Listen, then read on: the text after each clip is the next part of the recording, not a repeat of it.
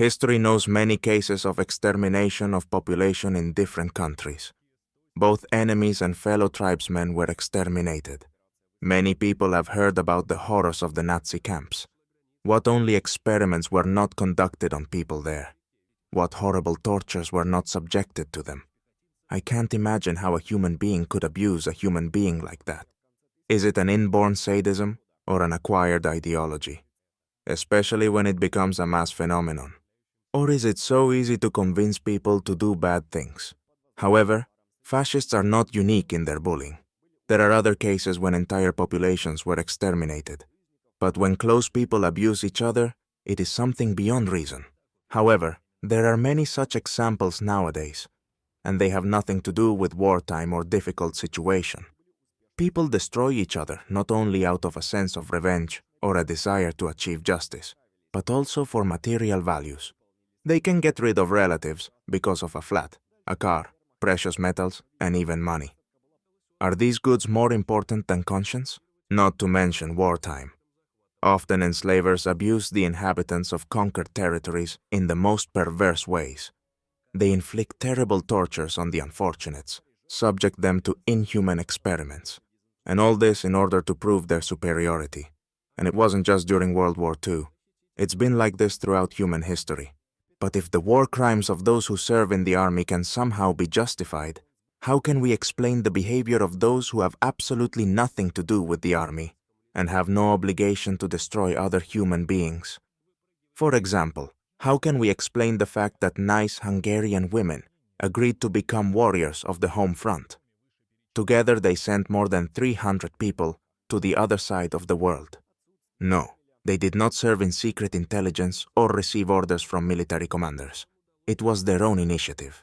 The Hungarian women were helped to think of such acts by a visiting midwife, whose name was Zsuzsanna Fazekas. The events, by the way, took place in one Hungarian village. There are different versions of its name: Nagirev, Nagert. Several hundred people were poisoned in this very village between 1914 and 1929, mostly men. The poisoning was done with arsenic, and it was a traveling midwife who supplied it. She came to Nagirev in 1911. Her husband had already gone missing. Over the next 10 years, she was imprisoned 10 times. But not for manufacturing and distributing a dangerous substance, but for illegal terminations of pregnancy. But the judges sided with her every time. At that time, Hungary was loyal to such things, and not officially even supported such secret medical procedures. So the midwife managed to get away with it. The roots of the story lay in the plight of Hungarian women. At the beginning of the 20th century, most women did not marry of their own accord. Even in their teens, girls were chosen by their parents, and the poor women were forced to live the rest of their lives, or the rest of their husbands' lives, with the man of their parents' choice. Divorce was impossible under any circumstances, even if the husband was a promiscuous, malicious alcoholic, or otherwise behaved unworthily and even horribly. You had to endure everything. And do not complain about life. If bad attitude, then it's her own fault. And there was nowhere to go for a woman who had run away from an oppressive husband. But soon there was a way out. The First War broke out, and many men of working age were sent to fight for Austria-Hungary. The men from the village of Nagirev were no exception. First, most of the old husbands left the village, and the women were able to breathe freely. And then prisoners of war were brought to this village. The prisoners were forbidden to leave the village. It was not uncommon for love affairs to take place between the local women and the prisoners of war brought in. As many local women's husbands were away.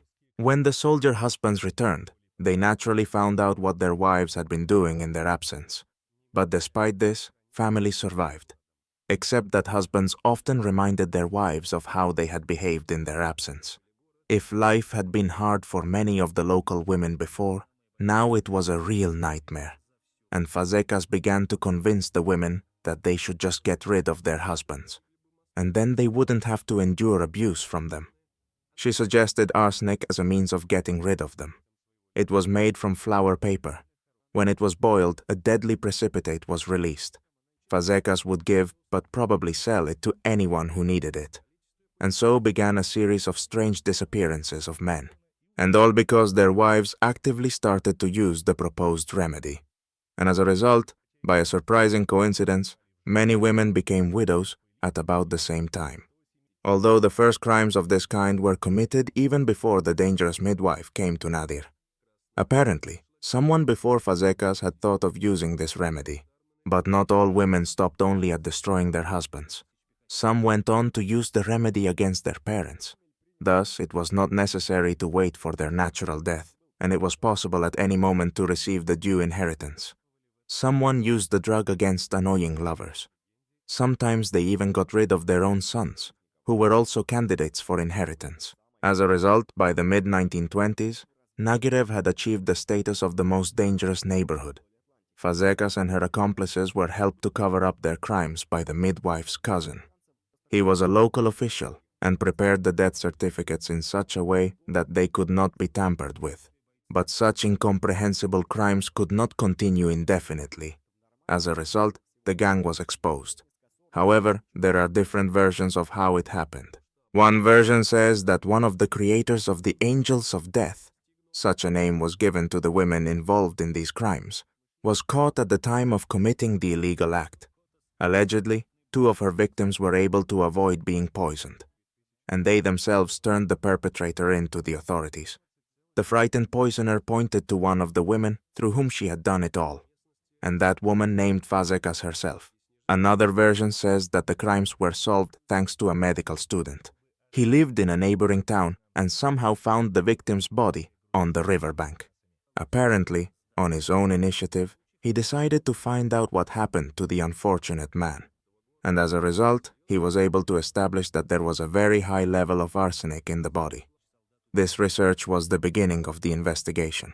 A third version claims that everything became known in 1929 thanks to an anonymous letter to the editor of a local newspaper. In this letter, one of the inhabitants of the district told about the crimes committed in the village of Nagirev. After the discovery of the unlawful acts, the authorities began an investigation. Additional examinations were appointed, and as a result, poisoning was proved. More than 30 women and 1 man were charged. 26 of the women went to trial, including the desperate midwife. 8 of the perpetrators were sentenced to capital punishment, but only 2 were executed. The rest went to prison. Such horrific crimes can be committed by seemingly defenseless and fragile women. It is not clear whether Fazekas had such a great influence on them, or whether they themselves were so tired of their husbands' atrocities. But it is truly unique to have so many female poisoners in one locality.